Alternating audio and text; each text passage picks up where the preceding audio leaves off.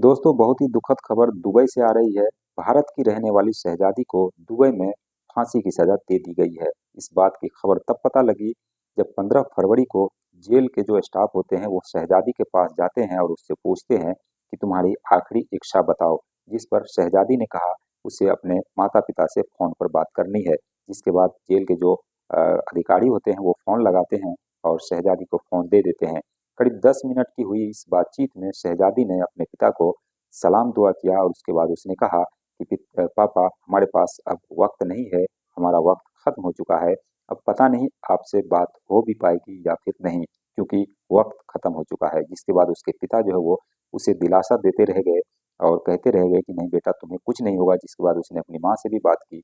फिर पिता से उसने बात की और कहा कि जितने भी आपने एफआईआर किए हैं उन सभी एफआईआर को वापस ले लीजिएगा और जो वकील आपने किया है उससे केस जो है वो वापस ले लीजिएगा, क्योंकि अब इसका कोई फायदा नहीं, हमें इंसाफ नहीं मिलेगा। और ये आखिरी कॉल थी उसकी। 10 मिनट की इस बातचीत में उसने यही सभी बातें की। जिसके बाद मीडिया रिपोर्ट के मुताबिक ये अंदाजा लगाया जा रहा है कि 15 फरवरी को रात में ही, 15 फरवरी और 16 फरवरी के दरमियानी रात को ही शहजादी को मौत की सजा दे दी गई होगी। हालांकि ये अभी ऑफिशियल तौर पर नहीं पता लगा है। जब तक जो है दुबई सरकार ऑफिशियली ये जानकारी नहीं देती है तब तक ये पता नहीं लग सकता है। लेकिन जो दुबई का कानून है या फिर गल्फ कंट्री का कानून है वो यही है कि आखिरी इच्छा पूछने के बाद 24 घंटे के अंदर उसे मौत की सजा दे दी जाती है। अब ये शहजादी है कौन और कहाँ की रहने वाली है, आखिर इसका क्या जुर्म था, वो भी जान लीजिए। हालांकि इस पर मैंने पहले वीडियो किया हुआ है। दरअसल शहजादी 2 साल से दुबई की जेलों में बंद थी। उसका जो गुनाह था वो ये था कि पहले तो ये इंडिया में थी और इंडिया में साल 2021 में उसे जैद नाम के लड़के से फेसबुक पर दोस्ती होती है। उसके बाद नंबर एक्सचेंज होता है। फिर जो जैद नाम का शख्स होता है वो दुबई में रहता था, इसलिए उसने शहजादी को प्यार मोहब्बत के झांसे में लिया और शहजादी का चेहरा जो है वो झुलस गया था, क्योंकि खाना बनाने के दौरान उसका चेहरा झुलस गया था। अब उसे चिंता भी थी कि उसे ये चेहरा भी ठीक करवाना है। लेकिन शहजादी भारत में ही जो है वो रोटी बैंक में काम किया करती थी, जो कि गरीब लोगों के लिए ये काम हुआ करता था, गरीब बच्चों के लिए। तो उसने सोचा कि जैद के साथ हम जाएं और वहां पर अपना चेहरा का इलाज भी करवा लेंगे और पैसे भी थोड़ा बहुत कमा लेंगे, क्योंकि उसकी जिंदगी वैसे ही गुजर चुकी थी, चेहरा पूरी तरीके से झुलस चुका था। जैद के बताए गए रास्ते पर ये चलती है और अपना घर से जो भी इंतजामात होते हैं, जेवर जायदाद होते हैं, उन सभी को बेच बाच करके जैसे भी होता है उसको पैसे देती है वीजा का और वो दुबई पहुंचती है साल 2021 में। और साल 2021 में जो जैद नाम का शख्स होता है उसे ले जाता है और उसे जो दुबई के एक दंपत्ति होते हैं, पति पत्नी, उसको वो बेच देता है। बेचने के बाद अब उसके कैद में ये चली जाती है और उसके घर वो काम किया करती थी। और वो जो दुबई का दंपत्ति होता है, दोनों पति पत्नी, उसके एक बच्चे होते हैं जो कि 4 साल के होते हैं। दरअसल वो बच्चा हमेशा से बीमार रहा करता था, लेकिन जब उसे बार बार इंजेक्शन दिलाने के लिए हॉस्पिटल ले जाया जा रहा था, तो कभी कभार जो है वो शहजादी वही ले जा करके जो है इंजेक्शन दिला देती थी। लेकिन एक दिन का वक्त आता है जब शहजादी ने वहां से बच्चों को इंजेक्शन दिला करके लाया और घर लाने के बाद बच्चे की तबीयत बिगड़ी। उसके माता पिता को फोन किया।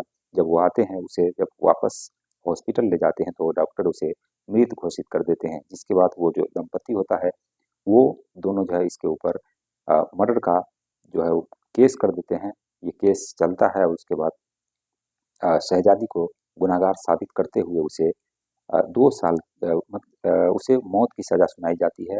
जिस कारण वो 2 साल से जेल के अंदर बंद थी। साल 2023 से ही शहजादी उत्तर प्रदेश के रहने वाली थी, उत्तर प्रदेश के बांदा की रहने वाली थी।